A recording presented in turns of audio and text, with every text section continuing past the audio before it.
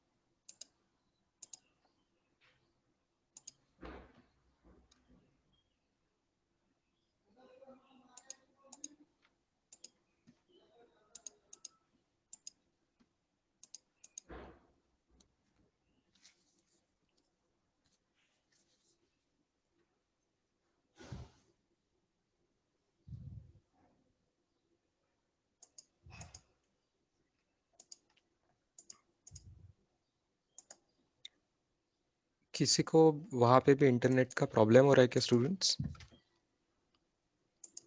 ये मेरा डेटा तो चल रहा है मोबाइल वाला, बट लैन प्रॉब्लम है। आप लोग को इंटरनेट का इशू नहीं है तो चलो अच्छी बात है। यहाँ के एकेडमी का लैन प्रॉब्लम चल रहा है, कनेक्ट नहीं कर पा रहा हूँ मैं। Just trying, just wait.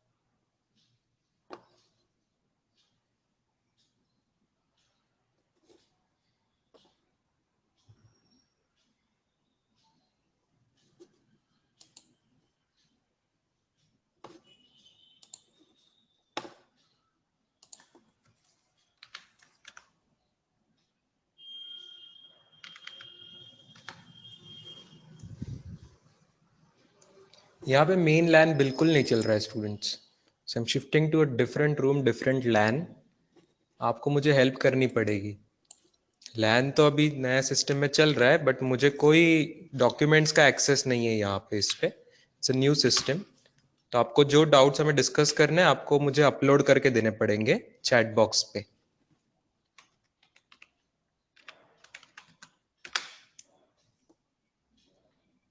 कल के जो 32 क्वेश्चंस थे पहले, उसमें के जो आपके जो डाउट्स है वो आपको मुझे चैट बॉक्स पे क्वेश्चन अपलोड करके देना पड़ेगा।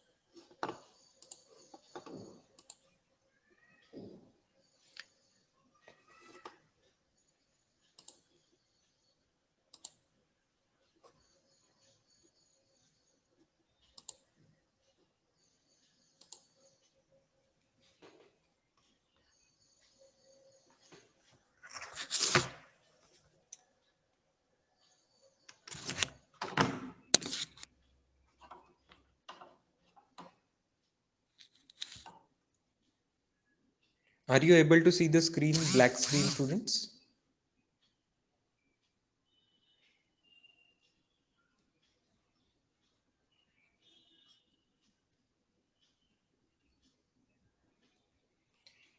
चलो अच्छी बात है। ये वाला इम्पार्टस का बोर्ड हम यूज करना पड़ेगा आज। थोड़ी दिक्कत जा सकती है, but let us try our best. कैसे होता है? यस, क्वेश्चंस अपलोड कीजिए बेटा। जो कल के डाउट्स है वो चैट बॉक्स पे क्वेश्चन अपलोड कर दीजिए। मीनवाइल मैं कोशिश करता हूँ मुझे ओपन बोर्ड का भी एक्सेस मिले तो।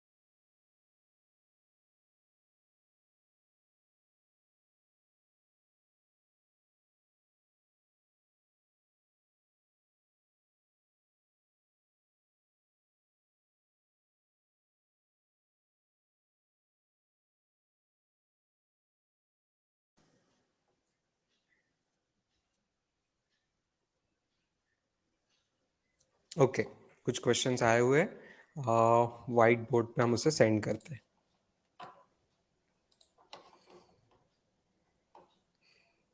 इंजीनियरिंग बुकलेट वाला इमेज भेजा है आपने। Exercise 3 part 1। डाउट्स के नंबर बताओ बेटा। पार्ट 1 में क्वेश्चन नंबर कौन से है डाउट आपको?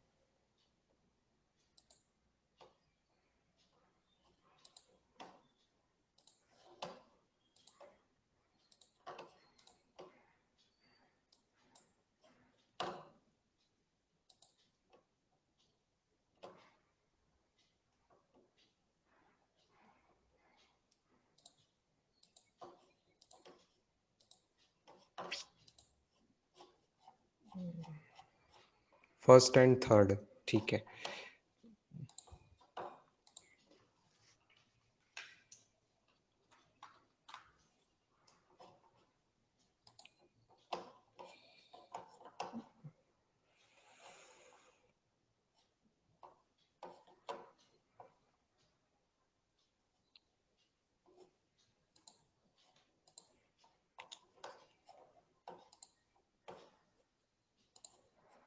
बाप रे, यहाँ पे तो बहुत रिस्ट्रिक्शन है, हम जूम भी नहीं कर पा रहे बेटा। कुछ और आइडिया करना पड़ेगा।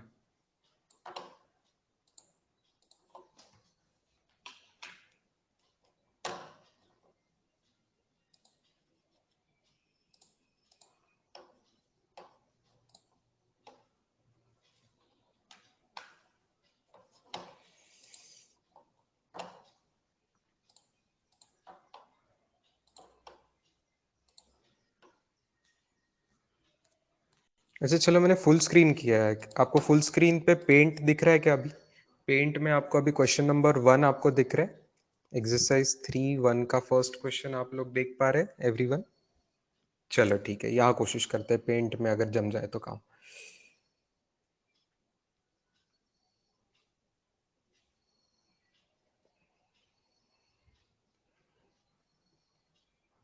यहाँ पे SN is distance travelled by the block in the interval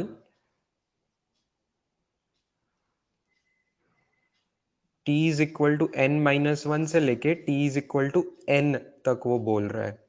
तो यही तो हमारा nth सेकेंड हुआ करता था स्टूडेंट्स, रिमेंबर?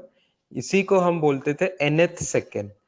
nth सेकेंड में का डिस्टेंस या डिस्प्लेसमेंट, स्ट्रेट लाइन में है तो डिस्टेंस डिस्प्लेसमेंट सेम, इसका तो हम फॉर्मूला ही जानते हैं ना। तो we already know the formula of SN as u plus, because ये जो ब्लॉक स्लाइड डाउन होगा ऑन इंक्लाइंड प्लेन, डायग्राम क्या है आपको समझा देता हूं। ऐसा इंक्लाइंड कोई प्लेन होगा और उसके ऊपर ऐसा ब्लॉक रखा जाएगा और ये ब्लॉक यहाँ पे स्लाइड डाउन होगा, ठीक है। तो अगर ये angle of the inclined plane theta है, तो एक्चुअली हम कुछ चैप्टर बाद, 2 चैप्टर बाद देखने वाले हैं कि इसका एग्जैक्ट एक्सेलरेशन क्या होता है। इसका एक्सेलरेशन होता है, कुछ लोगों को पता होगा, very few students might be already knowing ये, जा तो ब्लॉक नीचे रहा है तो एक्सेलरेशन डाउन द प्लेन होगा। वैल्यू होती है g sine theta down the plane, ठीक है।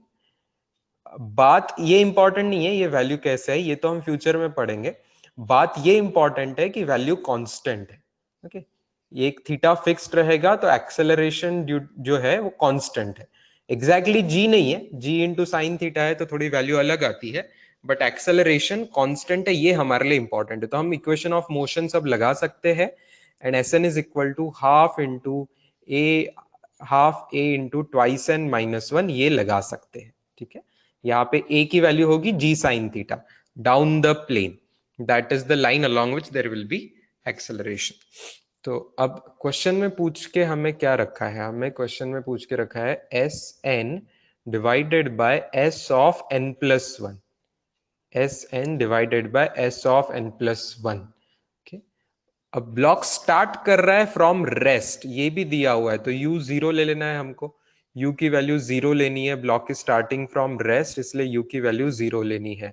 तो राइट साइड में क्या बनेगा स्टूडेंट्स? न्यूमरेटर में बनेगा half a into twice n-1, और नीचे क्या बनेगा?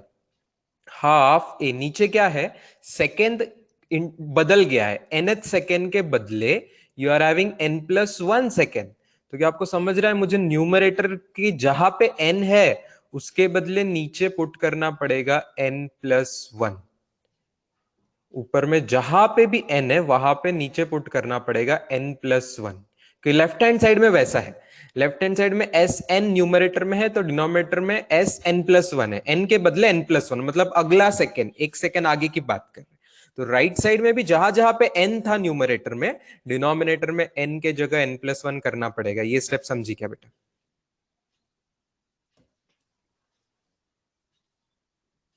ये स्टेप समझ में आ रही है बाकी स्टूडेंट्स? Yes, good. बस अब तो बहुत आसान काम है, अब आगे बस सिंप्लीफाई करना है।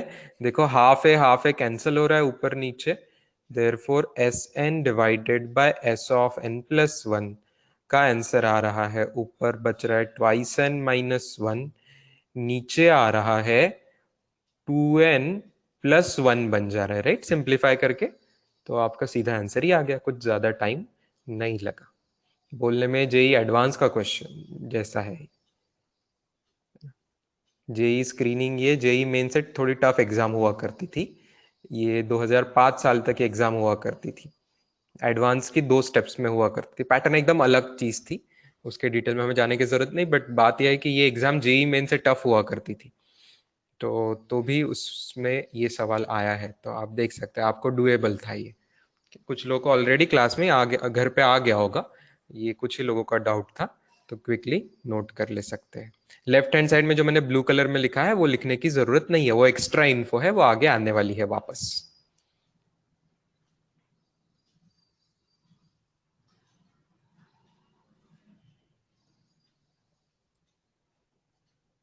हाँ बेटा, नीट में भी है ना ये सवाल, ये फॉर्मूला जहां जहाँ है वो सब एग्जाम में। ये फॉर्मूला है अपने नीट के सिलेबस में, NH सेकेंड का फॉर्मूला है कि नहीं, SN का फॉर्मूला वी आर हैविंग, हमने पढ़ा है, इसीलिए पढ़ाया है, एनसीईआरटी में भी है। तो जो चीज एनसीईआरटी में है वो नीट और जेई दोनों के लिए है, कोई डिफरेंस नहीं, एनसीईआरटी की चीज दोनों एग्जाम के लिए है, तो ये तो है ही है।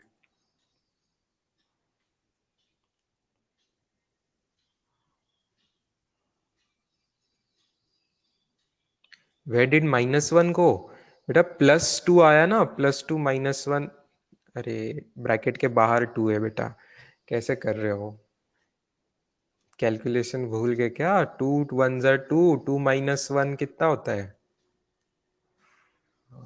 ऐसे। अगला क्वेश्चन थर्ड था इसी एक्सरसाइज का, जाता हूं मैं अगले पेज पे।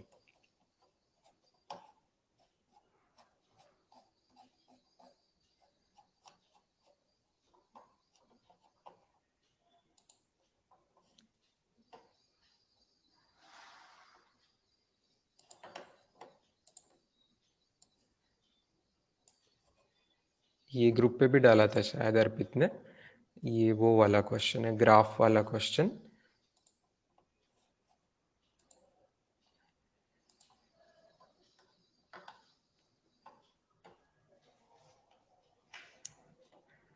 The velocity displacement graph of a particle moving along straight line, ये दिया हुआ है।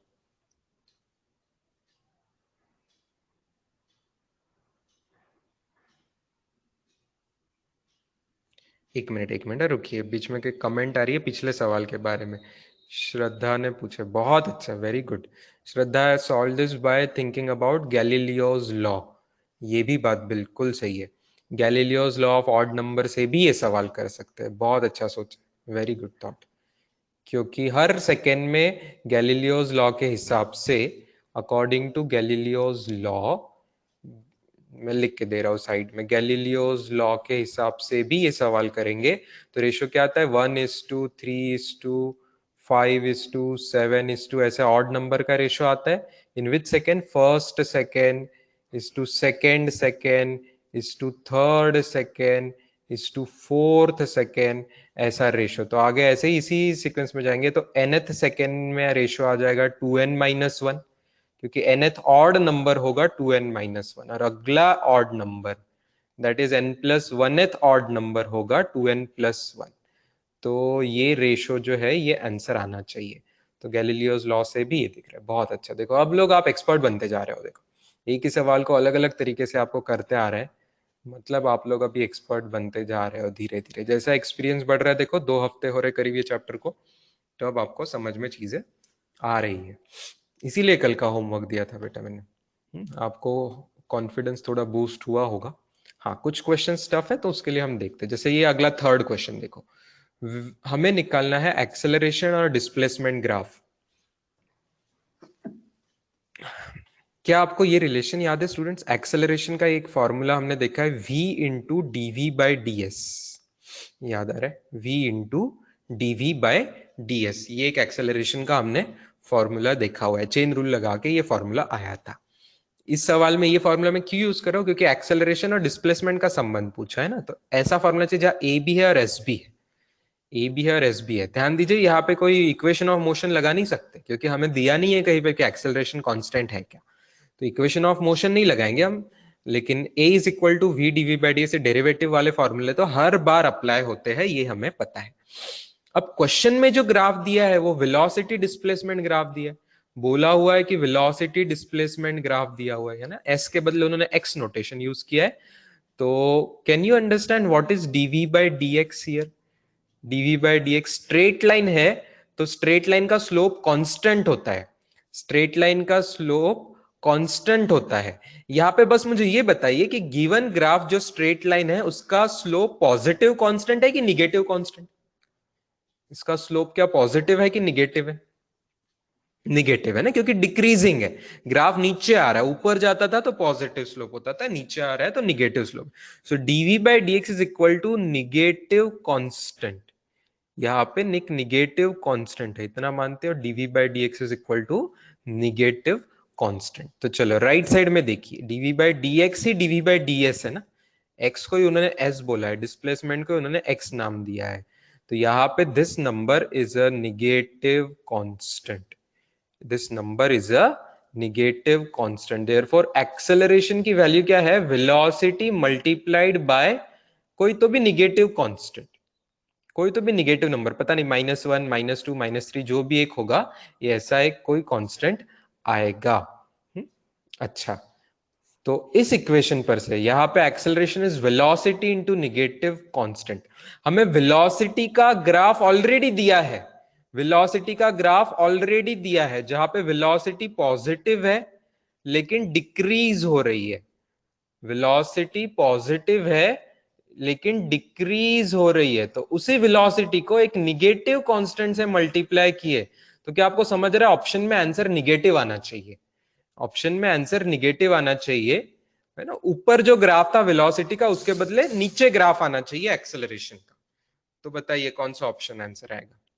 ऐसा कौन सा ऑप्शन है जिसमें क्वेश्चन वाला ग्राफ उल्टे का ऊपर का नीचे कर दिया है, बस पॉजिटिव साइड का निगेटिव साइड में शिफ्ट कर दिया है, बस ऐसा कौन सा ऑप्शन है एबीसीडी में से?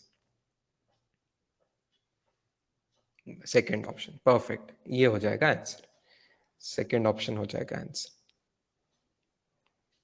क्लियर है, क्योंकि यहाँ पे वैल्यूज क्या है, निगेटिव है, हमें वही चाहिए, पॉजिटिव चीज को निगेटिव चीज से मल्टीप्लाई करते हैं तो सभी आंसर निगेटिव आने चाहिए, और क्वेश्चन का ही ग्राफ फ्लिप हो जाना चाहिए नीचे के साइड में, क्वेश्चन के ही ग्राफ के पैटर्न में फ्लिप होके मिलना चाहिए, तो ऊपर का ही ग्राफ नीचे फ्लिप कर देंगे तो सेकंड ऑप्शन आंसर आ जाएगा। क्लियर बात है?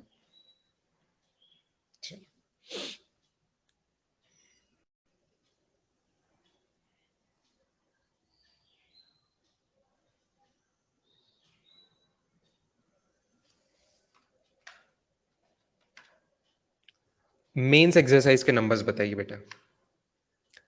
जो एक्सरसाइज 2 थी, एक्सरसाइज 3 का सेकेंड पार्ट ना, मतलब एक्सरसाइज 3 का सेकेंड पार्ट जो था उस पर बताइए।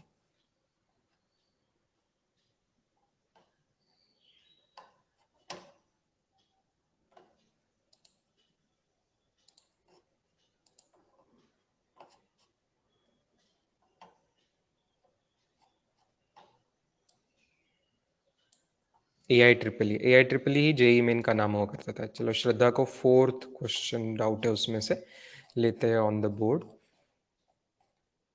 इमेज मुझे आपने ऑलरेडी भेजी हुई है बच्चों ने, yes.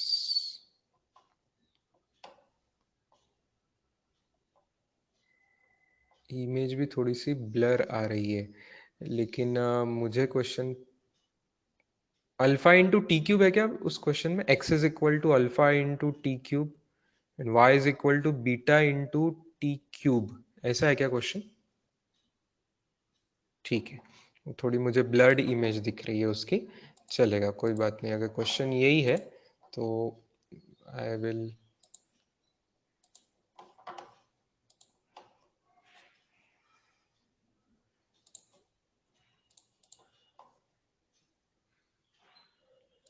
bring it on the board somehow, I'll write down the question। देखो एक्सरसाइज 3 के सेकेंड पार्ट का इंजीनियरिंग बुकलेट का फोर्थ क्वेश्चन, कोऑर्डिनेट्स दिए x is equal to alpha t cube and y is equal to beta t cube. देखो x और y दोनों दिए, तो ये एक्चुअली 1D मोशन का क्वेश्चन नहीं है, ये एक्चुअली 2D मोशन हो गया। आ रही बात समझ में बेटा? एक्स और वाई कोऑर्डिनेट दोनों दिए है, मतलब ये दोनों एक्स वाई दोनों एक्सेस पे ये मूव कर रहा है, मतलब ये मोशन इन अ प्लेन का क्वेश्चन है एज सच। ठीक है, लेकिन यहाँ पे हम हमारा नॉलेज लगाते हैं और जानते हैं, उन्होंने पूछा क्या है हमें, व्हाट इज आस्क्ड,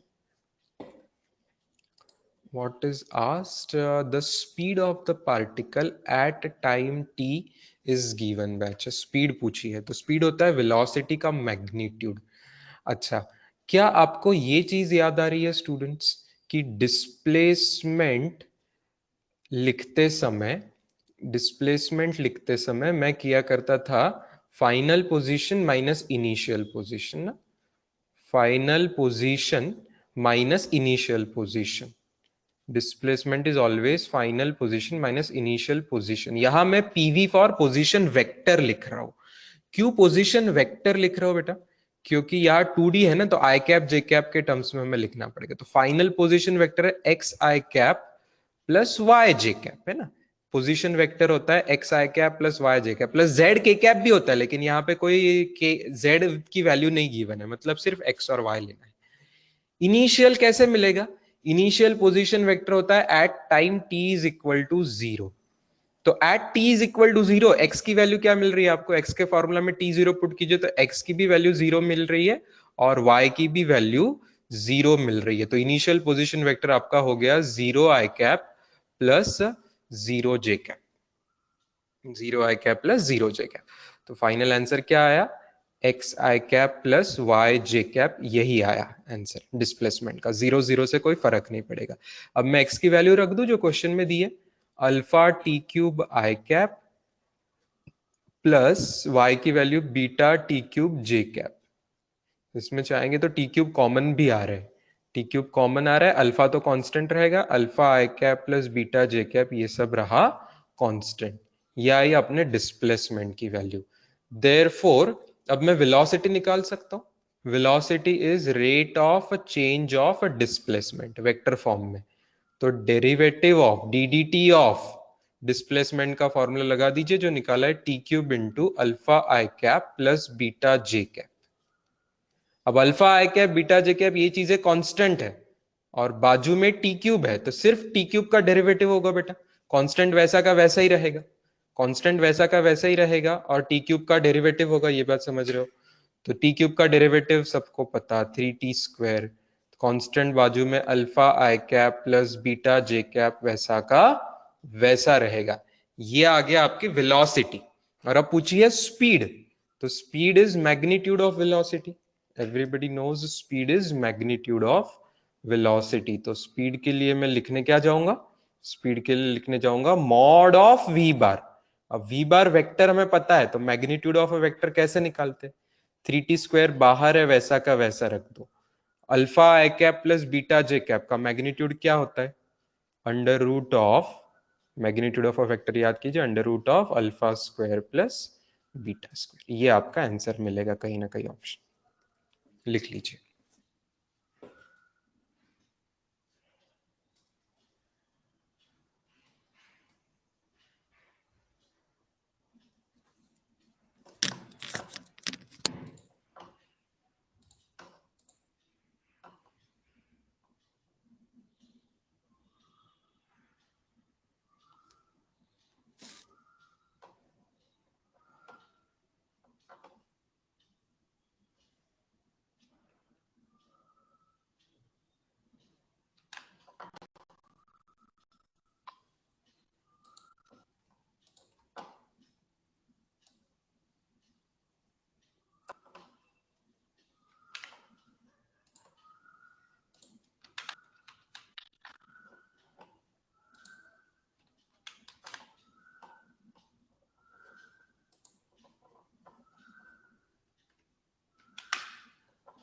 चलो, मैं ओपन बोर्ड तो नहीं ले सक रहा हूँ, लेकिन कम से कम आपको इसकी इमेज व्हाट्सएप पे मैं सेंड कर पा रहा हूँ, तो ये आ चुकी है।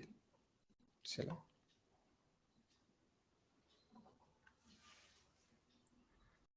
आगे बताइए। इस एक्सरसाइज का कौन सा प्रतीक को फिफ्थ क्वेश्चन डाउट है?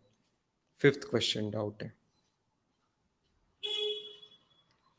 सुष्मिता पूछ रही सर डिस्टेंस फॉर्मूला से भी आएगा ना as far as magnitude is concerned? Distance formula से, डिस्टेंस फॉर्मूला से सोचने दो। डिस्टेंस फॉर्मूला में से आएगा क्या? सुष्मिता पूछ रही है डिस्टेंस फॉर्मूला से आएगा क्या?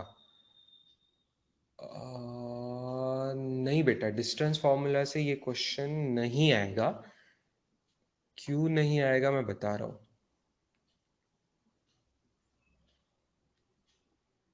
डिस्टेंस फॉर्मूला से आपको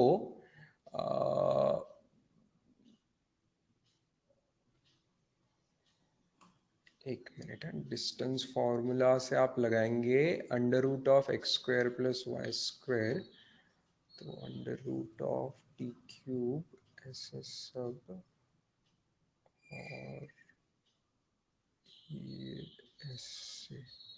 हाँ, ये एक्चुअली स्ट्रेट लाइन मोशन है इसलिए आएगा, बराबर बात है। बट ना आपके लिए थोड़ा रिस्की है, डिस्टेंस फॉर्मूला से करना थोड़ा रिस्की है, तो मैं रिकमेंड नहीं करूंगा। जिनको मैथ्स आता है देखिए लिए, उनके लिए एक बात मैं बता देता हूँ आगे इसी सवाल में, बिकॉज ये पूछा है। तो देखो x is equal to alpha t cube, वापस ना एक दूसरी मेथड से जो सुष्मिता ने पूछा है उस मेथड से, x is equal to alpha t cube, y is equal to beta t cube. तो क्या आपको y बाय x के रेशियो में पता चल रहा है टी क्यूब कैंसिल हो जाएगा, तो बीटा बाय अल्फा आ जाएगा। तो y is equal to beta by alpha into x. तो बीटा बाय अल्फा एक कांस्टेंट है, ये कांस्टेंट देखो स्लोप जैसा दिख रहा है, y equal to m x जैसा। तो एक्चुअली पार्टिकल कैसे ट्रेवल कर रहा है पता है, y is equal to m x is a straight line. Okay, straight line. तो दैट वे ये भले 2D मोशन जैसा लग रहा है, x और y दोनों कोऑर्डिनेट है, बट यहां पे ये जो स्ट्रेट लाइन है, इस कांस्टेंट को मैं m नाम दे दूं, तो y equal to m x जो स्ट्रेट लाइन है, इसी स्ट्रेट लाइन पे पार्टिकल ट्रैवल कर रहा है, ये बात समझिए। भले एक्स वाई एक्सिस का 2D ग्राफ मैंने निकाला है, लेकिन particle is travelling along this straight line, inclined straight line पे पार्टिकल आगे पीछे ट्रैवल कर रहा है। तो अगर ऐसा है तो डिस्टेंस और डिस्प्लेसमेंट सेम है। तो डिस्टेंस और डिस्प्लेसमेंट सेम है अगर पार्टिकल एक ही स्ट्रेट लाइन पे ट्रैवल कर रहा है तो। और ये डिस्टेंस सुष्मिता ने सोचा कि सर मैं डिस्टेंस फॉर्मूला लगा देती हूँ, under root of x minus zero whole square plus y minus zero whole square. तो आएगा under root of x square plus y square. तो x की वैल्यू है यहाँ पे अल्फा टी क्यूब, तो अल्फा टी क्यूब का होगा स्क्वायर। y की वैल्यू है बीटा टी क्यूब, तो उसका भी होगा स्क्वायर। टी क्यूब का स्क्वायर स्क्वायर रूट में से बाहर आके under root of alpha square plus beta square बचेगा। ये आया डिस्टेंस बाय डिस्टेंस फॉर्मूला, और यही इक्वल टू डिस्प्लेसमेंट होगा।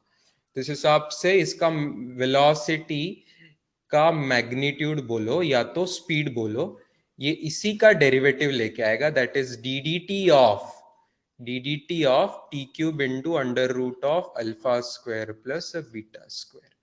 तो यहाँ पे 3t स्क्वायर इंटू, तो सही आंसर आ रहा है डिस्टेंस फॉर्मूला से भी। क्यों आ रहा है, बिकॉज ये स्ट्रेट लाइन पे जा रहा है इफेक्टिवली, इसलिए। ठीक है, अगर ये स्ट्रेट लाइन पे नहीं जाता, आड़ा टेढ़ा जाता ना, तो डिस्टेंस और डिस्प्लेसमेंट अलग होते थे। तो उस हिसाब से हमें नहीं आता था ये चीज उससे निकालते, इस मेथड से नहीं आता था, बिकॉज ये स्ट्रेट लाइन है तो इस पे आएगा, चलता है ये चीज। तो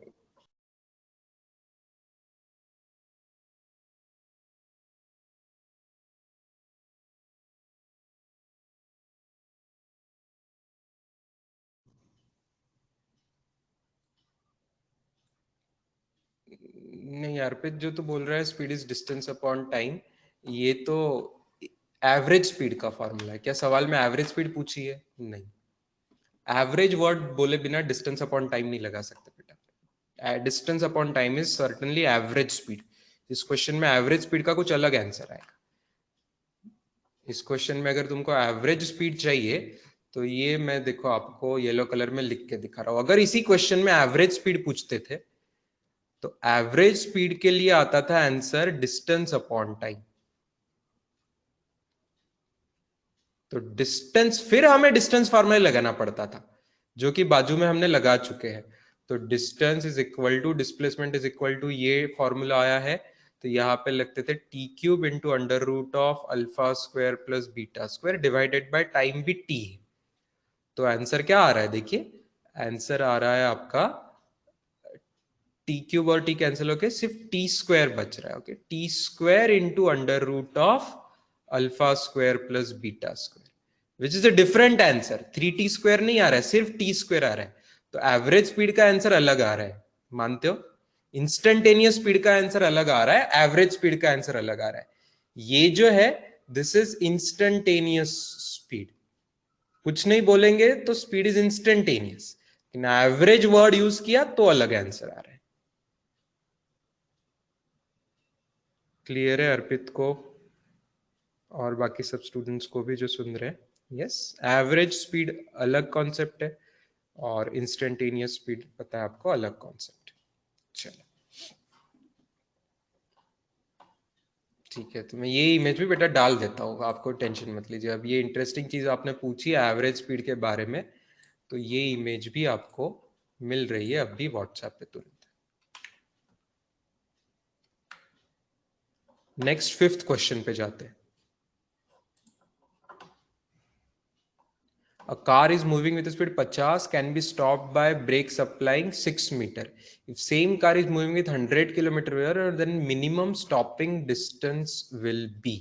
बहुत आसान सवाल है स्टूडेंट्स, अगर आप मैं जैसे कर रहा हूं वैसा करेंगे समझेंगे तो क्वेश्चन बहुत आसान है।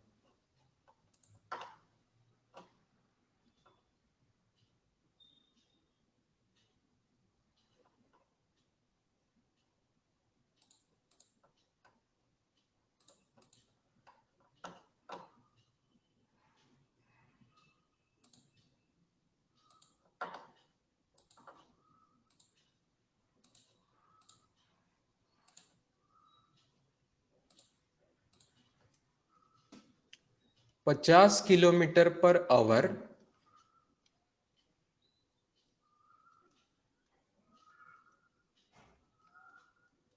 से स्टॉपिंग डिस्टेंस है 6 मीटर्स।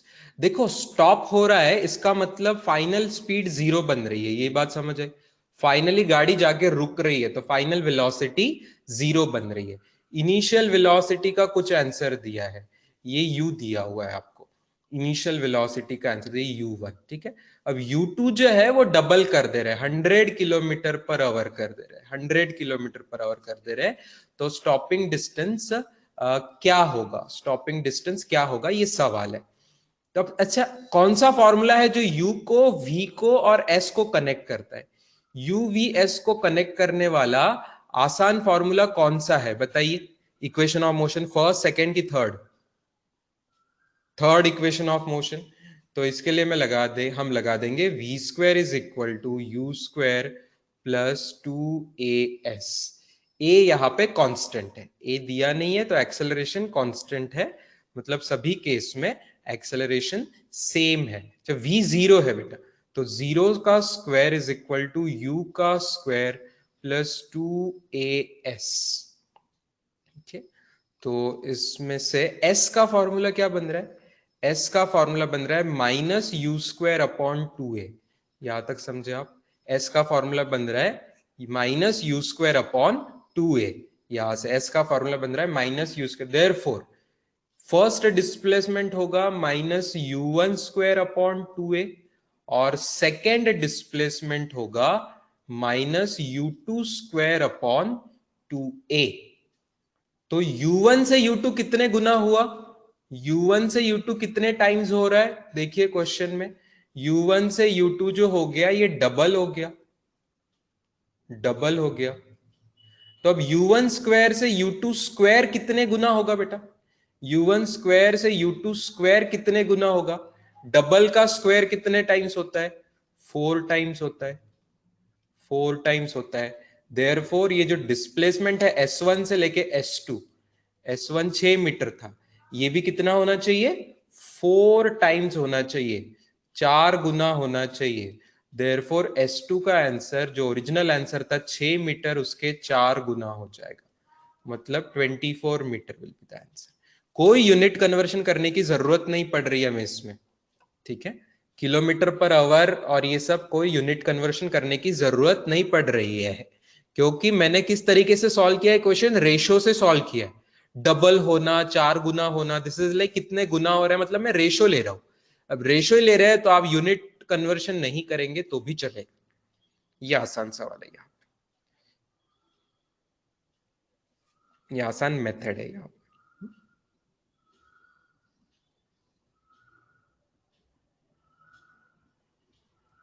प्रणव पूछ रहा है sir s is equal to you plus v by two into t से किया तो नहीं चलेगा, क्योंकि टाइम दोनों का अलग अलग हो सकता है और हमें टाइम दिया नहीं है क्वेश्चन, इसलिए नहीं चलेगा। दोनों का कार को दोनों सिचुएशन में ब्रेक्स लगा के रुकने को अलग अलग टाइम लगेगा, और वो टाइम भी हमें क्वेश्चन में नहीं दिया है, लेकिन दोनों सिचुएशन में ब्रेक लगा के एक्सेलरेशन सेम होगा, ये बात फिक्स्ड है ना, क्योंकि सेम कार को ब्रेक लगा रहे हैं, है ना, सेम सिचुएशन, तो एक्सेलरेशन कांस्टेंट है, यहाँ पे टाइम अलग अलग हो सकता है,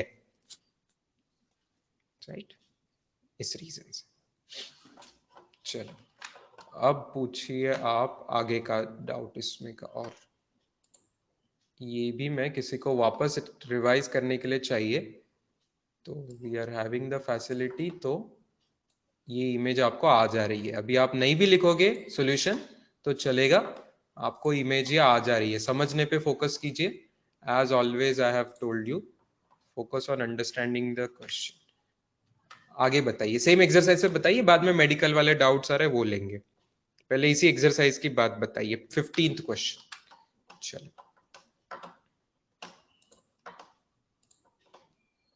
15वां मतलब last question. A particle of mass m is at rest, origin time 0, it's subjected to a force in the x direction, its speed is depicted by which of the following curves? I wish मुझे इसकी थोड़ी better image मिलती, but I will try to adjust with this one.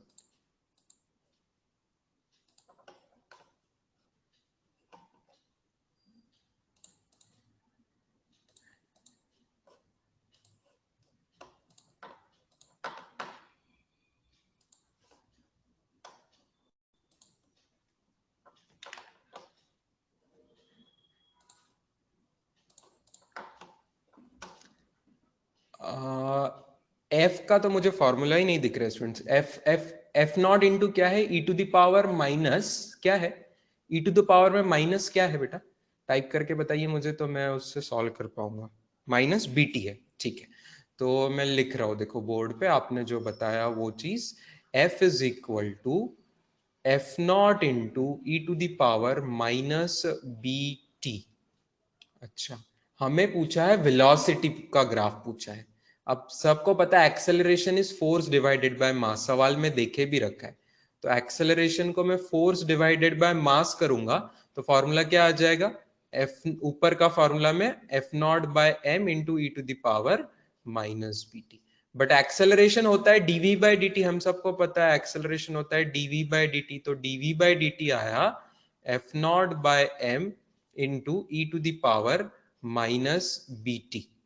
अब हमें velocity निकालनी है, आपको समझ रहा है, डीवी और डी की टर्म एक साइड पे सब कर देंगे, तो डीवी एक साइड पे, बाकी f not by m into e to the power minus b t d t, तो टाइम वाली टर्म राइट साइड पे हो गई और वेलोसिटी वाली टर्म लेफ्ट साइड पे हो गई। अब आपको याद है मेरी आदत, हमेशा इस पे मैं आपको बताया करता था कि हमें कर देना इंटीग्रेशन, टाइम 0 टू टी लेना है, और velocity velocity u to v लेते थे आप, ठीक है, क्या यहाँ पे u 0 दिया है बेटा, देखो स्टार्ट्स फ्रॉम रेस्ट बोला है, तो इनिशियल वेलोसिटी भी मुझे 0 देनी है, शुरू में रेस्ट पे है ये बोला हुआ है, स्टार्टिंग में it is at rest, therefore मैं लेफ्ट हैंड साइड में v माइनस 0 हो जाएगा, राइट हैंड साइड में क्या होगा, F not upon m into, बताइए इंटीग्रेशन में नीचे क्या टर्म आएगी, e to the power some constant का इंटीग्रेशन हो रहा है माइनस बी टी, तो डिनोमिनेटर में क्या आएगा बताइए ध्यान से, डिनोमिनेटर में क्या आएगा, माइनस बी, बहुत अच्छा, आर्या को बिल्कुल समझ आया हुआ है, यह हमने f of a x plus b में किया करते थे इंटीग्रेशन में, ए एक्स प्लस बी तो डेरिवेटिव लेते समय ए से मल्टीप्लाई होता था, इंटीग्रेशन लेते समय डिवाइड होता था, तो यहाँ पे टी का जो कोएफिशिएंट है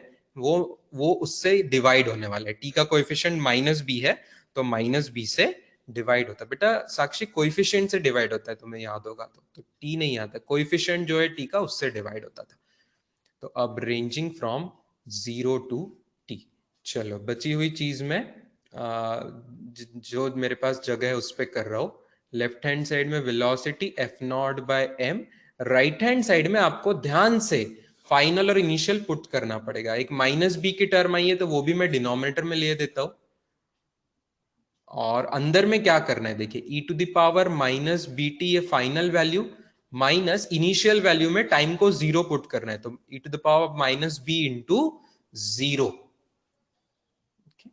देयरफॉर v का फॉर्मूला क्या बन रहा है, देखिए F not upon minus m b e to the power minus b t minus, ये टर्म क्या बनेगी बताइए, ये टर्म क्या बनेगी बताइए, वन बनेगी ना, पावर जीरो है, कोई भी चीज पावर में जीरो आ गई तो पावर जीरो ही लॉज ऑफ इंडाइसिस में वन बन जाता है। देयरफॉर फाइनली मेरा v का फॉर्मूला क्या बन रहा है, देखो मैं निगेटिव साइन को एडजस्ट कर रहा हूं, है ना, नीचे एक निगेटिव साइन थी उसको ब्रैकेट के अंदर एडजस्ट कर दिया तो उल्टा हो गया, one minus e to the power minus b t, ये बना हमारा v का फॉर्मूला फॉर दिस क्वेश्चन। अब हमें इसका ग्राफ निकालना है, अब हमें क्या करना है, इसका ग्राफ निकालना है।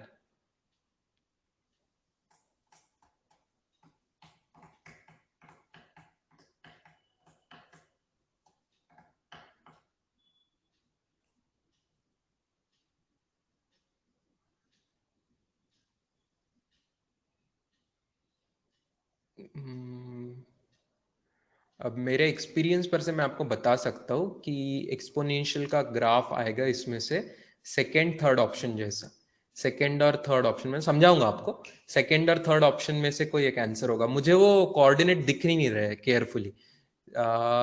थर्ड ऑप्शन में F not by M B लिखा है क्या वाई एक्सिस पे, थर्ड ऑप्शन में F not by M B दिख रहा है क्या, वाई एक्सिस पे क्या छपा हुआ है थर्ड ऑप्शन में, F not by M B ना, तो वो आंसर आएगा बेटा, थर्ड ऑप्शन में F not by M B है तो वो आंसर आएगा। कैसे आंसर आएगा मैं बता रहा हूं आपको, बोर्ड पे देखना कंटिन्यू रखिए। ये जो हमारा वेलोसिटी का फॉर्मूला है इसमें आप दो काम कीजिए, एक तो कीजिए कि at T is equal to zero क्या हो रहा है, टाइम को जीरो पुट कर दीजिए तो ई की पावर का जीरो का आंसर वन आ जाएगा, वन माइनस वन जीरो, तो आपको वी भी मिल रहा है zero as expected, initial speed zero थी। एंड एज टाइम इंफिनिटी को अप्रोच होगा, टाइम इंफिनिटी को अप्रोच होगा तो क्या आपको समझ आ रहा है कि E to the power BT की जो टर्म है वो भी इंफिनिटी को अप्रोच होगी, क्योंकि e to the power high number करेंगे तो आंसर भी वेरी हाई आएगा, लेकिन उसका रेसिप्रोकल होता है e to the power minus b t, तो इंफिनिटी वाले नंबर का रेसिप्रोकल क्या होता है, ये हमारे लास्ट टेस्ट के आखिरी क्वेश्चन में भी ऐसा इंफिनिटी आया था, तो इंफिनिटी वाले नंबर का रेसिप्रोकल क्या आता है बताइए, जीरो आता है। बहुत अच्छा, तो ये टर्म जीरो हो जाएगी, तो ये जो अंडरलाइन की हो रही ना फॉर्मूला में टर्म, ये टर्म जीरो हो जाएगी, तो फॉर्मूला वी का तब क्या बनेगा, देखिए F not upon M B bracket में वन माइनस जीरो वन, तो F not by M B बन रहा है। तो आपको ऐसा ऑप्शन ढूंढना है जहां पे अगर टाइम इंफिनिटी तक जा रहा है तो वेलोसिटी की वैल्यू कहा क्या बन रही है, वेलोसिटी की वैल्यू बन रही है F not by M B,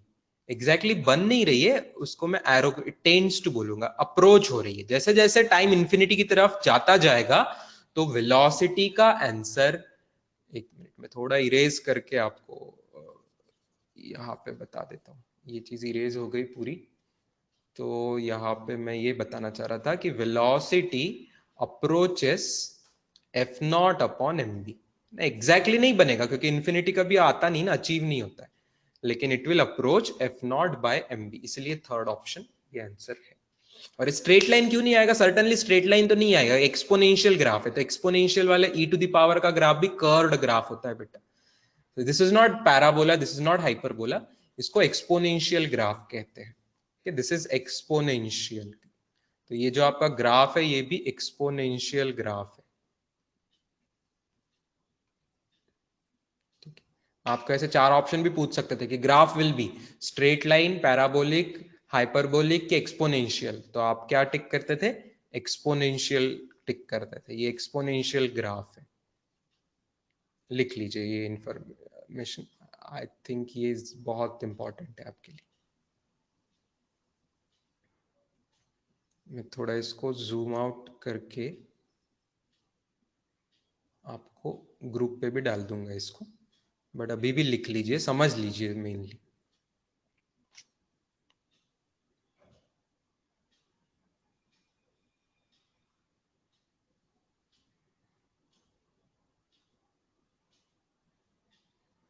साक्षी क्या बोल रही है? ये डायरेक्टली प्रोपोर्शनल है ना, two terms to each other. कौन सी टू टर्म्स डायरेक्टली प्रोपोर्शनल? कौन सी टू टर्म्स की बात कर रहे हो?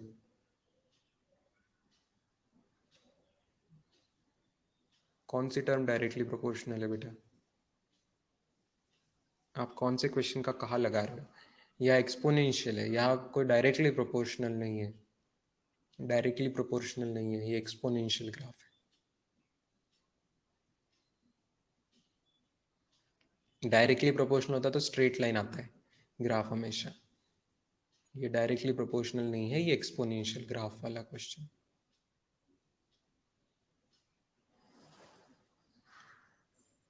9 और 11 क्वेश्चन बताऊंगा मैं, पहले इतना लिख लीजिए।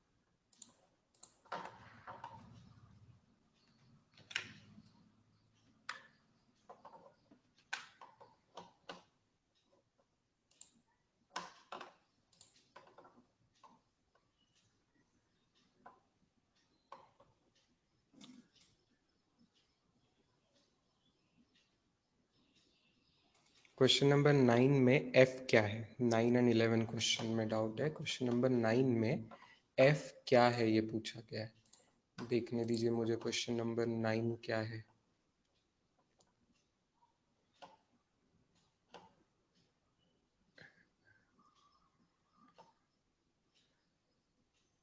बेटा एक्सेलरेशन है, दिया है ना क्वेश्चन में, बोला है accelerates at the rate F. तो उनकी मर्जी, एफ के बदले उन्होंने ए के बदले एफ नोटेशन यूज किया, तो एफ एक्सेलरेशन की वैल्यू है। फिर आप कर लोगे क्वेश्चन। 11th वाला क्वेश्चन बताता हूँ मैं। 11th वाला डाउट है, parachutist after bailing out falls 50 meter, falls 50 meter without friction. Parachutist after bailing out falls 50 meter without friction. When parachute opens, it decelerates at 2 meter per second square. It reaches the ground with a speed 3 meter per second.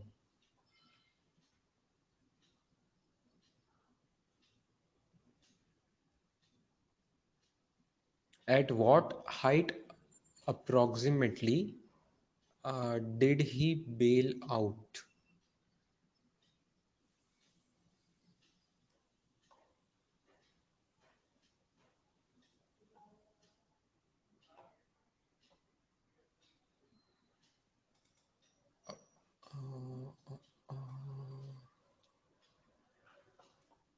Deceleration है 2 meter per second square और reaches the ground with a speed 3 meter per second.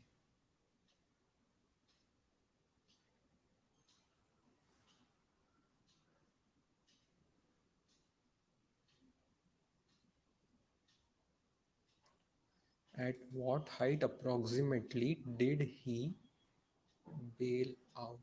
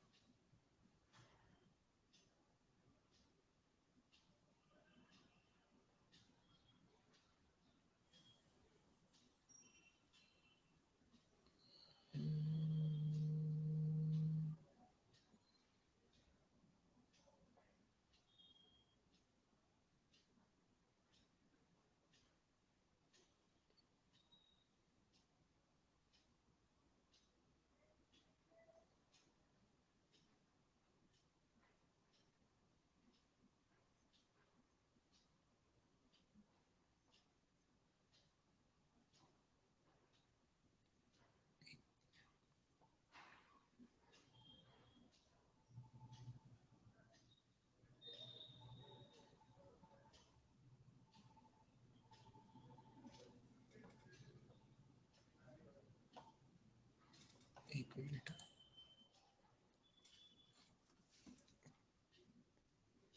ऐसा ground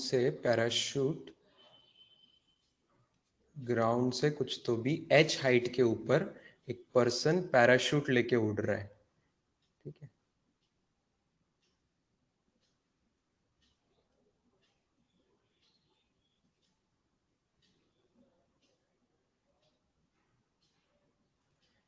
parachute पर से उसने bail out किया, मतलब बोला कि अब मुझे जमीन पे जाना है, पैराशूट को खोल दिया, एक्चुअली पैराशूट को खोल दिया मतलब बेल आउट किया। तब वो पैराशूटिस्ट यहाँ से ऐसे 50 मीटर गिरा शुरू में, ये इंफॉर्मेशन गिवन है। बेल आउट करने के बाद वो 50 मीटर गिरा और बाद में पैराशूट के साथ नीचे आया। पैराशूट भी जमीन पे आएगा, ये पर्सन भी जमीन पे आएगा।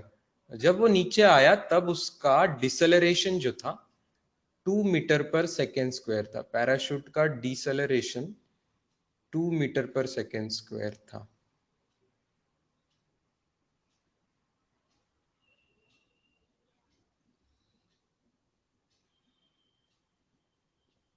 तो पैराशूट का डिसेलरेशन 2 मीटर पर सेकेंड था।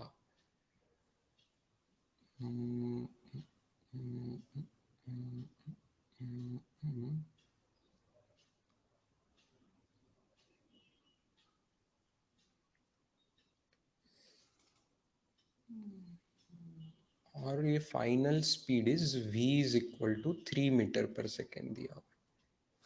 फाइनल स्पीड जो इसकी है वो v is equal to 3 meter per second दिया हुआ है।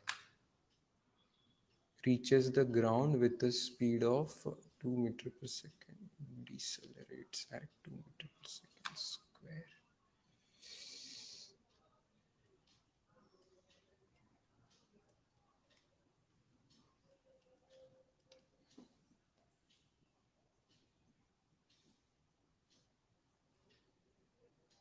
टोटल डिस्टेंस कितना होगा?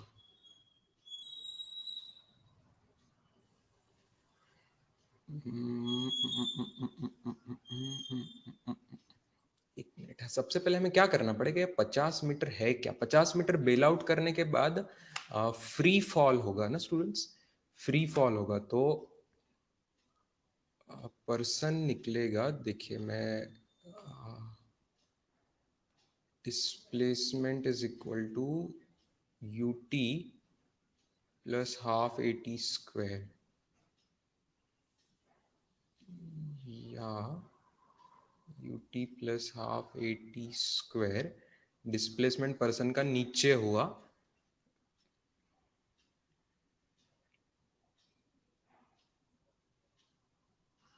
ये एक और फॉर्मूला है हमारे पास, vt माइनस हाफ AT²। तो अगर ये मैं लूँ तो मुझे v पता नहीं है, तो ये vt यहाँ पे और vt माइनस हाफ a की वैल्यू -10 t²। तो मुझे v तो पता ही नहीं है ना, u plus v/2 into T, time भी नहीं पता है।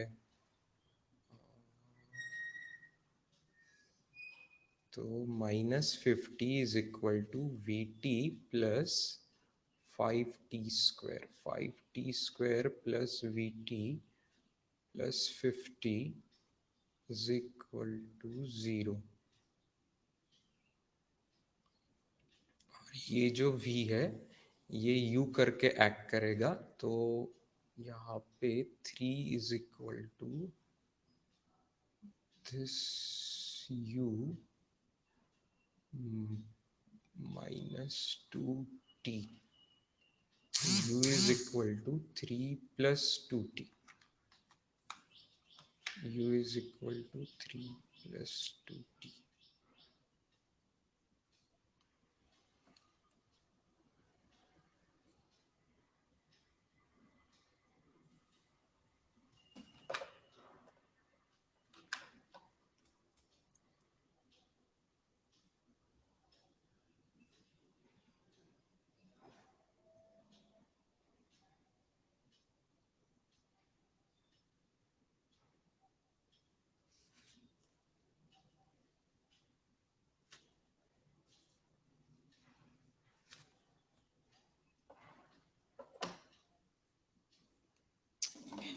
Yes, V square is equal to you square plus twice है, ऐसे लगाना सही रहेगा। इसकी ज़रूरत नहीं है, इसकी ज़रूरत नहीं है। एक बार एक वापस मैं ब्लैंक पेज लेता हूँ।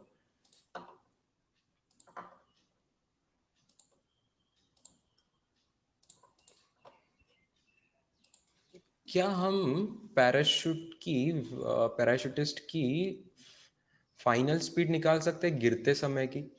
जब वो गिर रहा था तो 50 मीटर गिरा, तो ये तो फ्री फॉल था, तो इसकी तब की फाइनल स्पीड, यहाँ की जो स्पीड रहेगी वो v is equal to you square plus 2as से आएगी, क्योंकि एक्सेलरेशन हमारे पास है दिया हो। तो u इसका 0 बेल आउट होते समय, एक्सेलरेशन की वैल्यू अगर मैं अपवर्ड डायरेक्शन को पॉजिटिव लेता हूं तो एक्सेलरेशन -10 और डिस्प्लेसमेंट भी -50। देयरफॉर v का आंसर आ रहा है हमारा v आ रहा है √1000 है ना। √1000 मतलब आ रहा है 10√10 मीटर पर सेकेंड, ये v आ रहा है। अब इसी v से पर्सन आगे जाएगा तो ये अगले पोर्शन के लिए उसकी u हो जाएगी, और फिर वो आगे कुछ तो भी और डिस्टेंस गिरेगा। मान लेते हैं कोई x डिस्टेंस वहां से और आगे वो गिर रहा है। तो वापस इसके लिए हम लगा सकते हैं V square is equal to you square plus 2as। इस बार वी स्क्वायर क्या होगा, ये 10√10 का स्क्वायर, नहीं वी स्क्वायर नहीं, सॉरी यू स्क्वायर होगा, है ना, क्योंकि पहले की जो v है वो दूसरे पार्ट की u हो जाएगी। तो पहले की v 10√10 थी, वो दूसरे पार्ट की u हो गई, और v गिवन है 3 मीटर पर सेकेंड, और डिसलरेशन जो है वो 2 है, तो एक्सेलरेशन -2 लेना है। नहीं, एक्सेलरेशन एक्चुअली +2 लेना पड़ेगा, एक्सेलरेशन +2 लेना पड़ेगा, और s की वैल्यू -x लेनी पड़ेगी। डिस्प्लेसमेंट जो है ये -x लेना पड़ेगा। ये सॉल्व करके आप x फाइंड कर सकते हैं। क्या देखिए, इससे x क्या आ रहा है, x आ रहा है 9 - 1000 डिवाइडेड बाय 4, मतलब आ रहा है, सॉरी 1000 - 9 डिवाइडेड बाय 4, x आ रहा है 1000 - 9 मतलब 991 डिवाइडेड बाय 4, 991 डिवाइडेड बाय 4, ये कितना आ रहा है 248 मीटर, 240, अप्रोक्सीमेटली 248 मीटर्स आ रहा है, अप्रोक्सीमेटली 248 मीटर्स। हमें टोटल हाइट पूछी थी, टोटल हाइट, तो h इज अप्रोक्सीमेटली 248 प्लस 50, 298 के आसपास ऑप्शन है क्या? 298 मीटर्स के पास ऑप्शन होगा तो वो जवाब रहेगा।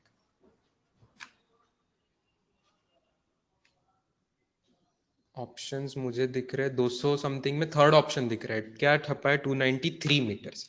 293 लाया मतलब उन्होंने जी की वैल्यू शायद 9.8 ली होगी, मैंने तो जी 10 ले लिया है ना, मैंने जी 10 ले लिया, इसलिए मेरा आंसर इस तरीके से आ रहा है। जी 10 लेके अपना आंसर अप्रोक्सीमेटली 298 आ रहा है।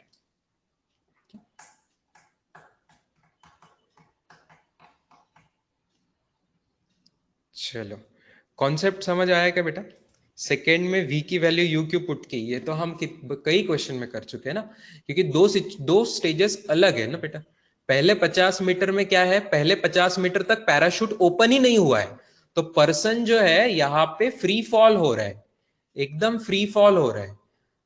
तो फ्री फॉल होते होते उसकी जो स्पीड बन गई है वो उस टाइम इंटरवल के लिए फाइनल स्पीड होगी, लेकिन उसके अगला जो उसका दौर शुरू हो रहा है, नया दौर जो शुरू हो रहा है एक्स डिस्टेंस वाला, उसके लिए वो नई स्पीड होगी ना, जब पैराशूट खुल चुका है ना।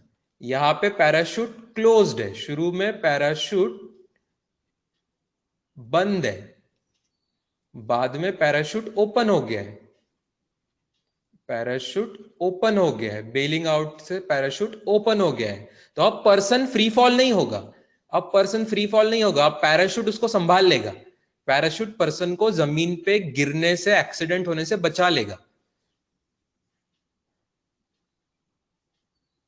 इसलिए। चलो, और एक thing to be noted is, यहाँ पे एक्सेलरेशन मैंने 2 लिया है, हालांकि डिसेलरेशन दिया था, फिर भी एक्सेलरेशन की वैल्यू मैंने +2 ली है, क्यों? ये समझना है तो आपको देखना है कि parachute is coming down, parachute is coming down, parachute आ रहा है नीचे, बट डिसेलरेट कर रहा है, तो उसकी वेलोसिटी डाउनवर्ड होगी, बट डिसेलरेट कर रहा है मतलब एक्सेलरेशन अपवर्ड होगा, डिसेलरेट मतलब वेलोसिटी के अपोजिट, तो v डाउनवर्ड है पैराशूट की, लेकिन a अपवर्ड रहेगा। मैंने पूरे इसमें अपवर्ड डायरेक्शन को पॉजिटिव माना साइन कन्वेंशन में, तो यहां सेकेंड इक्वेशन में a की वैल्यू +2 ली है ना। डोंट थिंक कि पैराशूट का एक्सेलरेशन डाउनवर्ड है, पैराशूट का एक्सेलरेशन डाउनवर्ड होता तो पर्सन का एक्सीडेंट हो जाएगा, वो और ज्यादा स्पीड से नीचे जाएगा और जमीन पे कोलाइड होके मर जाएगा। पैराशूट का काम है कि पर्सन ऑलरेडी गिर रहा है तो उसकी नीचे गिरने की स्पीड कम करे, तो पैराशूट का एक्सेलरेशन अपवर्ड होगा। आई बात समझ में? पैराशूट का एक्सेलरेशन अपवर्ड 2 होगा सेकेंड केस में, जब खुल चुका है उसके बाद, खुलने से पहले तो कुछ है ही नहीं, खुलने से पहले तो पर्सन का फ्री फॉल है। That's it. चलो,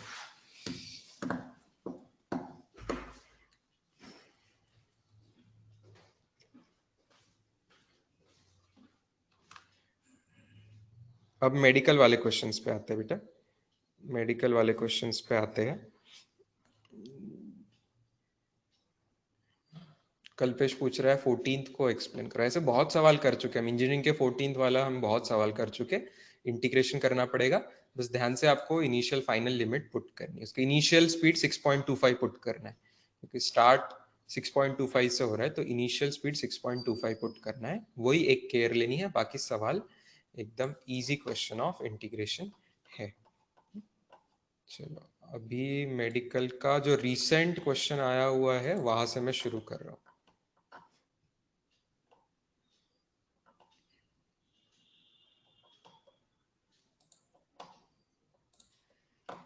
A balloon starts rising from the ground, ऐसा कुछ सवाल है। A balloon starts rising from the ground with acceleration, यही बात है देखो, बलून मतलब पैराशूट में ही बड़ा बलून ही होता है, तो उसके अंदर हवा भरी हुई होती है जिसकी वजह से वो ऊपर जाता है, तो ये एक्सेलरेशन की डायरेक्शन आपको समझनी है, बलून राइजिंग कर रहा है बोला भी है, मतलब this is upward acceleration, okay, this is upward acceleration, तो मैं अपवर्ड डायरेक्शन को पॉजिटिव मान रहा हूं, तो मेरा acceleration is +1.25 metre per second square. 8 second के बाद अ स्टोन इज रिलीज्ड। अच्छा, एक रिलीज का ना एक क्वेश्चन मैंने पीछे भी छोड़ दिया था, मुझे याद आ रहा है सिलेबस में, तो आपको एक छोटी सी थ्योरी मुझे बतानी है, बहुत लोगों को शायद स्कूल में भी पता होगी, कि कोई भी अगर एक चीज उसको रिलीज कर देता है तो स्टोन को किसकी स्पीड मिलेगी? स्टोन ऑन रिलीजिंग किसकी स्पीड मिलेगी? उसको गेट्स बलून की speed, gets speed of balloon, okay, speed क्या, वेलोसिटी लिखना चाहिए, velocity of balloon, gets velocity of balloon. बेटा जो भी चीज, जो भी ऑब्जेक्ट दूसरे ऑब्जेक्ट को छोड़ देती है, मान लो आप कार में से चल रहे हो और कार के विंडो में से कुछ छोड़ दिया, या ट्रेन के विंडो में से कुछ छोड़ दिया, तो जो चीज छूटी है, छोड़ दिया आपने, उसको इनिशियल स्पीड क्या मिलेगी? 0 नहीं होगी, वो जो आपका कार या ट्रेन की जो स्पीड है वही स्पीड उसको मिलती है, इनिशियल स्पीड, समझ रहे हो? तो यहां पे स्टोन छूट रहा है बलून से, तो उसको किसकी स्पीड मिलेगी? बलून की ही स्पीड मिलेगी, तो पहले तो आपको बलून की स्पीड निकालनी पड़ेगी, 8 सेकेंड बाद क्या आ रही है, तो v is equal to u plus at use कर दीजिए, यहाँ पे u 0 है क्योंकि स्टार्ट वर्ड यूज किया है, स्टार्ट्स बोला है मतलब u 0 है, ए की वैल्यू +1.25 है और टाइम 8 सेकेंड है। कीजिए मल्टीप्लीकेशन, तो v आ रहा है 10, right. Therefore v is equal to 10 meter per second. तो ये है बलून की स्पीड, और यही मिलेगी स्टोन को भी, यही मिलेगी स्टोन को भी, ठीक है, यही मिलेगी स्टोन को भी।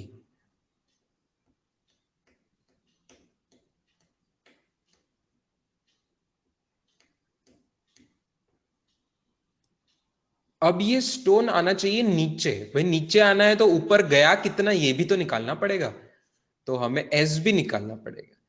एस निकाल लू मैं u t plus half A T square से, s is equal to UT plus half A T square, तो यू 0 है, ए की वैल्यू 1.25, टाइम का स्क्वायर 8 का स्क्वायर, 8 का स्क्वायर 8 इंटू 8 कर रहा हूं मैं, तो ये कितना आ रहा है, ये कितना आ रहा है जवाब देखो, 10 ये 40, so this answer is coming 40 meters, okay।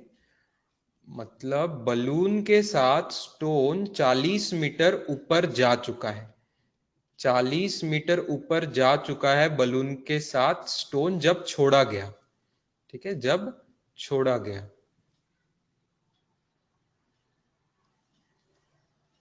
अब ये स्टोन को 10 की स्पीड है और उसको नीचे 40 आना है। अब ये स्टोन को स्पीड ऊपर की है, जो बलून की थी वही स्पीड है, ओके। तो ये हो सकता है थोड़ा सा ऊपर जाएगा, लेकिन वापस एक्सेलरेशन ड्यू टू ग्रेविटी से स्टोन नीचे आ जाएगा इस तरीके से। तो नीचे कितना आना है, उसको 40 नीचे आना है। तो अब स्टोन के लिए मैं लगाऊंगा तो -40 will be equal to UT के 10t plus half, acceleration due to gravity को -10 लेंगे टी स्क्वायर। ये इक्वेशन समझा क्या, देखिए इस बार डिस्प्लेसमेंट -40 लिया क्योंकि इफेक्टिवली स्टोन कुछ टाइम बाद नीचे आके जमीन पे आएगा, तो उसका डिस्प्लेसमेंट -40 होगा, ठीक है। बलून के साथ था तो +40 गया, लेकिन बाद में बलून को छूटने के बाद इफेक्टिवली ग्राउंड पे पहुंच जाएगा तो -40 डिस्प्लेसमेंट करेगा, तब उसकी इनिशियल स्पीड होगी जो उसको बलून के साथ मिली थी वो, और एक्सेलरेशन होगा डाउनवर्ड 10। ये इक्वेशन आपको समझा के देखिए, ये क्वाड्रेटिक इक्वेशन बन रहा है, इसकी मैं सब वैल्यूज लिखूंगा। 5t² -10t -40 is equal to 0, 5 से डिवाइड कर देते हैं तो t² -2t, t² -2t -8 is equal to 0, तो t -4 into T plus 2 is equal to 0, तो टाइम की वैल्यू आ रही है +4 सेकेंड, ठीक है। देयरफॉर टाइम की वैल्यू आ रही है +4 सेकेंड। इसको मैं थोड़ा जूम आउट कर दूं, यहाँ पे देयरफॉर टाइम आ रहा है, टाइम आ रहा है 4 सेकेंड्स।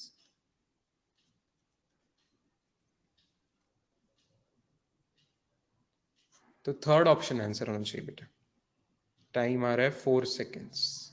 मेरे को चौथा ऑप्शन तो पढ़ने नहीं मिल रहा है, but reaches the ground in 4 second, ये थर्ड ऑप्शन मुझे सही लग रहा है, ठीक है। रीचेस द ग्राउंड इन 4, वो आया हमारा टाइम, आया, टाइम इज 4 सेकेंड आ चुका है अपना, समझ रहे हो।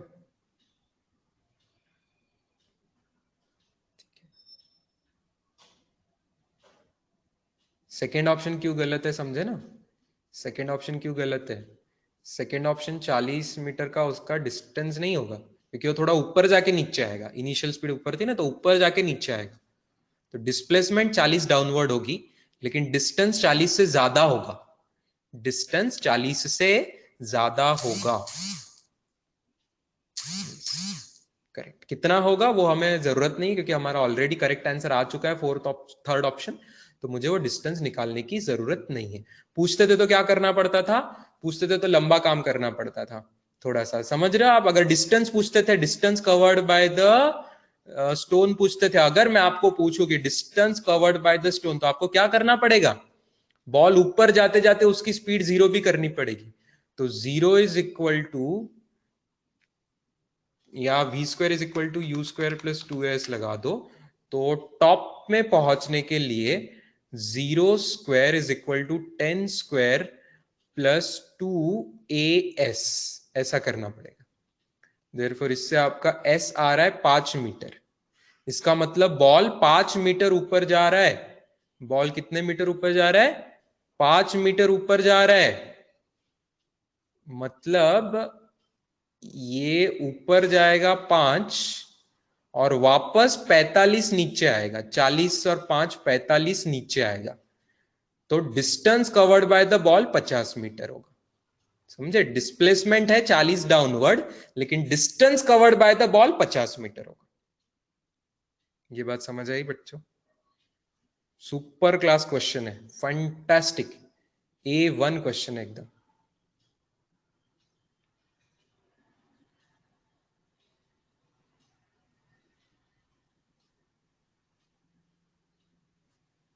प्रणव पूछ रहे हैं, so for reaching the ground it will take time.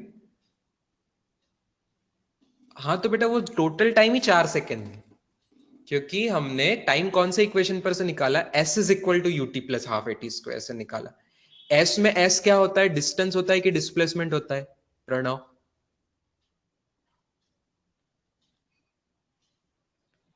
Displacement होता है। तो तो इफेक्टिवली वो डिस्प्लेसमेंट तो 40 डाउनवर्ड कर रहा है ना। वो इक्वेशन को समझ आ जाता है कि वो पहले ऊपर जा रहा होगा तो पॉजिटिव डिस्प्लेसमेंट होगा, लेकिन बाद में नीचे आ जाएगा तो निगेटिव डिस्प्लेसमेंट होगा। तो टोटल टाइम दे रहा है इनिशियल से लेके, तो जब जब से बलून से छूटा तब का टोटल टाइम दे रहा है। असली में तो निकालेगा ना। अगर तुझे एक और बात क्लैरिफाई कर दूं, अगर तुझे चाहिए तो, अगर असली में तुझे चाहिए तो बॉल ऊपर जाने के लिए कितना टाइम ले रहा है ये भी तू निकाल सकता है। v is equal to you plus A T से निकाल सकता है। तो ऊपर जाने के लिए बॉल एक ही सेकेंड ले रहा है। ऊपर जाने के लिए बॉल एक ही सेकेंड ले रहा है। ठीक? और बाद में जब वो नीचे आएगा, जब बॉटम पे पहुंचेगा, तो half A T square, zero speed के साथ half 10 t square is equal to 45 meters, ये लगा दे तो तेरा टाइम 3 सेकेंड आएगा। ये अलग मेथड। तो ऊपर जाने का टाइम 1 सेकेंड है, नीचे आने का टाइम 3 सेकेंड है, तो टोटल टाइम 4 सेकेंड हुआ ना। यही हमको ऑटोमेटिक मिल चुका था इस डिस्प्लेसमेंट के फॉर्मूला से। प्रणव को समझ गया? बाकी क्लास को समझा क्या बेटा? ये जो 4 सेकेंड टाइम निकला है, ये टोटल ही टाइम निकला है। ऊपर जाने का और नीचे आने का मिला जुला के टाइम 4 सेकेंड, बलून से छूटने के बाद। ओके, बलून से छूटने के बाद। वैसे 12 सेकेंड हो गया, बलून के साथ 8 सेकेंड, बलून के बाद ऊपर जाना 1 सेकेंड और बाद में नीचे आना 3 सेकेंड। तो बलून छूटने के बाद 4 सेकेंड बाद वो ग्राउंड पे पहुंचेगा। मतलब घुमा फिरा के ऐसे ही पूछ सकते थे कि एकदम इनिशियल टाइम से कितने टाइम बाद पहुंचेगा, तो भैया 12 सेकेंड बाद नीचे पहुंचेगा। 8 और 4 12 सेकेंड बाद नीचे पहुंचेगा। बहुत ही प्यारा क्वेश्चन है। मतलब I can't stop appreciating this question. इतना सुपर कॉन्सेप्ट, इसमें मल्टीपल कॉन्सेप्ट आपके क्लियर हो रहे हैं। ठीक है, कहाँ पे साइन कन्वेंशन कैसे लेना है, एक ऑब्जेक्ट से दूसरी ऑब्जेक्ट छूट रही है तो क्या करना है, अपवर्ड डाउनवर्ड सब कुछ हो गया इसमें।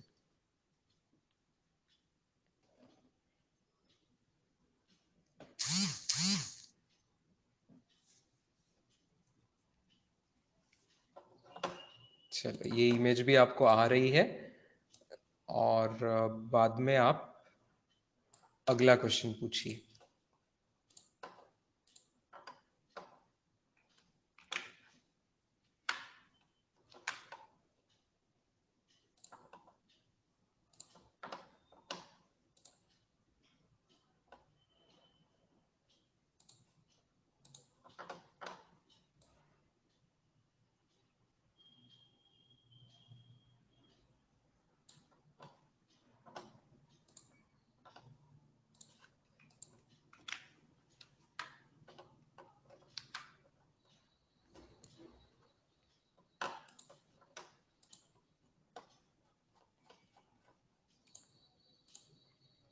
A lift starts from top of a mine shaft and descends with a constant speed.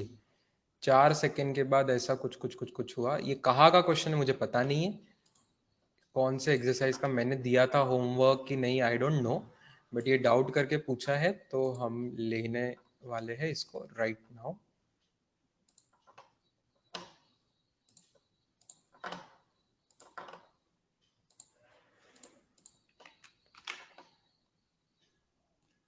A lift starts from top of a mine shaft and descends with a constant speed. चलो भाई, अच्छी lift है, constant speed से जा रही है नीचे। Okay, descends, descend मतलब नीचे आ रही है। 4 सेकेंड बाद a boy throws a stone vertically upwards from the top of a shaft, top of a shaft with a speed 30 meter per second. Find when and where the stone hits the lift. Okay, actually ये सवाल relative velocity से ज्यादा आसान होगा बेटा, but अभी भी करना पॉसिबल है। पहले आपको मैं सिचुएशन समझा दूं। ये लिफ्ट है, लिफ्ट जा रही है एक माइन के अंदर। माइन समझते हो, सब लोग को माइनिंग आता है, खनिज पदार्थ जहां पे खान काम करते हैं, मराठी में बोलेंगे तो, है ना, खुदाई करते हैं, वहां से आपको मिनरल्स और सब चीजें निकाल के देते हैं। तो माइन के अंदर ये लिफ्ट, माइन शाफ्ट, और उसके ऊपर से एक पर्सन वहां पे है, जो कि बॉय है वहां पे, जो कि इसको ऊपर फेंक रहा है, एक स्टोन को ऊपर फेंक रहा है, स्टोन को ऊपर फेंक रहा है। तो ये स्टोन बंदे ने फेंक दिया ऊपर।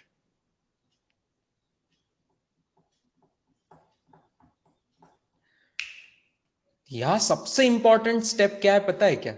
ये स्टोन की आपको यू समझनी चाहिए। स्टोन की यू क्या होगी, कोई बताएगा मुझे? स्टोन की यू क्या होगी? मैं अपवर्ड डायरेक्शन को पॉजिटिव ले रहा हूं। स्टोन की यू क्या होगी? शाफ्ट कोई नहीं चीज, शाफ्ट कोई एक, शाफ्ट मतलब क्या, एक सीधा ये होता है, क्या बोलेंगे, मैं दिखा दूंगा आपको गूगल पे, अभी कोई जरूरत नहीं है। शाफ्ट वर्ड से कोई यहाँ पे मीनिंग नहीं है। मैं आपको गूगल पे इमेज दिखा दूंगा, अभी हमारे पास टाइम कम बचा है। कोई तो भी एक मैकेनिकल पार्ट होता है मशीन का, दैट्स इट। बोट, बोट कैसे चलाते पता है? वो चीज भी शाफ्ट बोलते हैं उसको, तो आप शाफ्ट समझ सकते हो क्या चीज हो सकती है। Anyways, यहाँ स्टोन का यू कितना होगा? नहीं नहीं नहीं नहीं नहीं नहीं नहीं, वेलोसिटी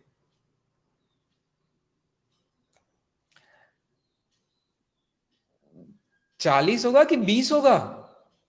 स्टोन का जो यू होगा बच्चों, वो स्टोन यू बार जितना बॉय, ड्यू टू बॉय जो मिला है, वो ड्यू टू बॉय ने थ्रो करने से स्टोन को जो यू मिली है, प्लस लिफ्ट की वजह से भी तो मिलेगी, क्योंकि पूरा बॉय और स्टोन सब कुछ लिफ्ट के ऊपर खड़े थे, तो लिफ्ट की भी स्पीड उसको मिलेगी। इसलिए आपने 30 और 10 40 बोला, लेकिन understand velocity is a vector quantity.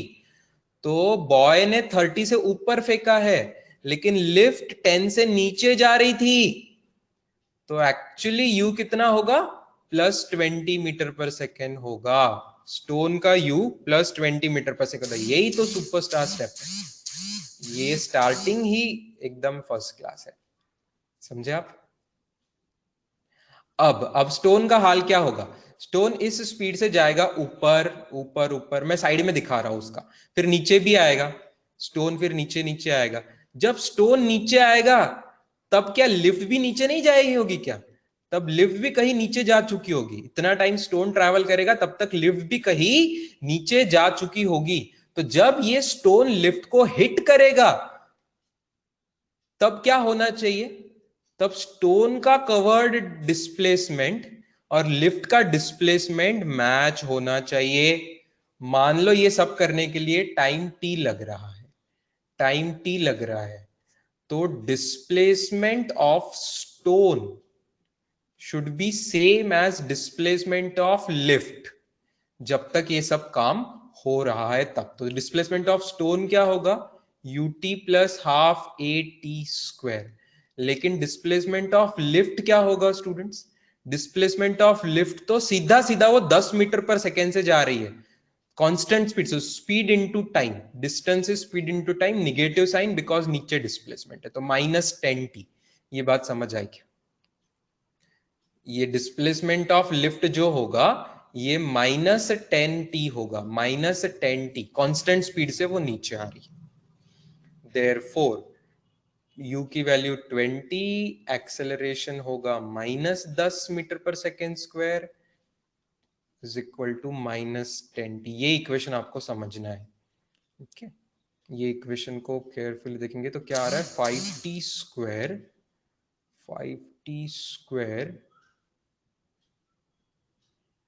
Is equal to 30t, ऐसा इक्वेशन बन रहा है। 5t square is equal to 30t, तो इससे टाइम की वैल्यू क्या आ रही है, 6 सेकेंड। टाइम की वैल्यू आ रही है 6 सेकेंड, तो 6 सेकेंड बाद हिट करेगा। और तब तक का ये डिस्टेंस कितना हो जाएगा बच्चों, ये डिस्टेंस कितना हो जाएगा, ये डिस्टेंस कितना हो जाएगा 6 सेकेंड में, lift 10 into T, 10 into T मतलब 10 इंटू 6 सेकेंड, मतलब 60 मीटर नीचे आ जाएगा, 60 मीटर ये डिस्टेंस हो जाएगा। डिस्प्लेसमेंट होगा -60, डिस्टेंस हो जाएगा 60। ठीक है, तो डिस्प्लेसमेंट हो जाएगा -60, लिफ्ट का डिस्टेंस हो जाएगा +60। स्टोन का डिस्टेंस और भी ज्यादा होगा क्योंकि स्टोन ऊपर जाके नीचे आ रहा है, लेकिन वो हमें पूछा नहीं है, स्टोन का डिस्टेंस नहीं पूछा है। ठीक है, स्टोन जहां लिफ्ट को हिट कर रहा है वो जगह लिफ्ट से छूटने के बाद 60 मीटर नीचे है। आई क्या बात समझ में? क्वेश्चन क्लियर है क्या बेटा? ये भी सुपर्ब क्वेश्चन है, बहुत अच्छा क्वेश्चन।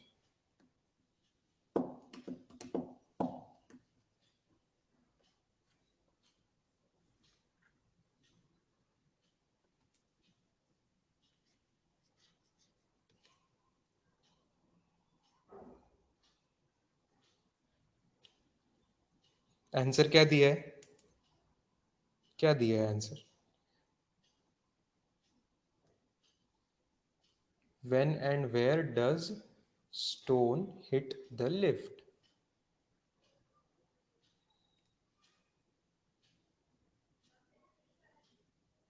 Eight plus 2√6।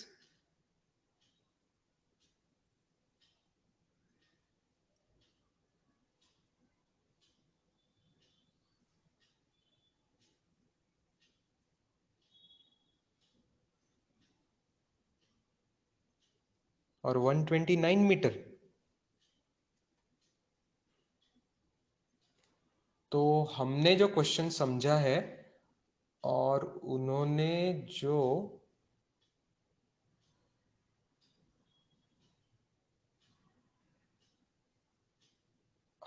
समझा और वो जो बोलना चाह रहे थे, तो शायद अंडरस्टैंडिंग में अलग हो गया, इसलिए हमारा सॉल्यूशन ही अलग हो गया। तो ये आफ्टरनून में करते हैं स्टूडेंट्स, आफ्टरनून सेशन कंटिन्यू करेंगे।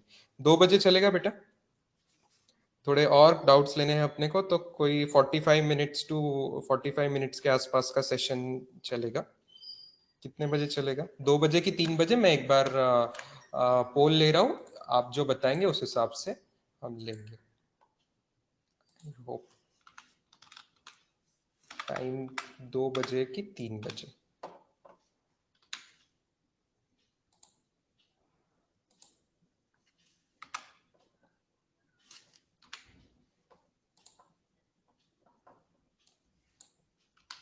मैक्सिमम तो मुझे 2 बजे दिख रहा है, बट स्टिल एक बार क्विकली मैं पोल ले रहा हूँ, उस हिसाब से डिसाइड कर रहा हूँ। 1 मिनट 2 1:30 बजे तक कभी कभी लेक्चर होता है, तो मेरे ख्याल से 2 नहीं, 2:30 या 3, 2 जो है ना वो 2:30 समझिए, 2:30 या 3, 2:30 बजे लेंगे बेटा, समझ गया मैं। 2:30 बजे ओके एवरीवन? क्योंकि आपको ब्रेक नहीं मिलता, लंच का ब्रेक ही नहीं मिलता है, बहुत लोगों को लंच का टाइम ही नहीं मिलता है। चलो 2:30 को मिलते हैं बेटा, 2:30 को मिलते हैं थोड़े टाइम के लिए। सी यू, बाय।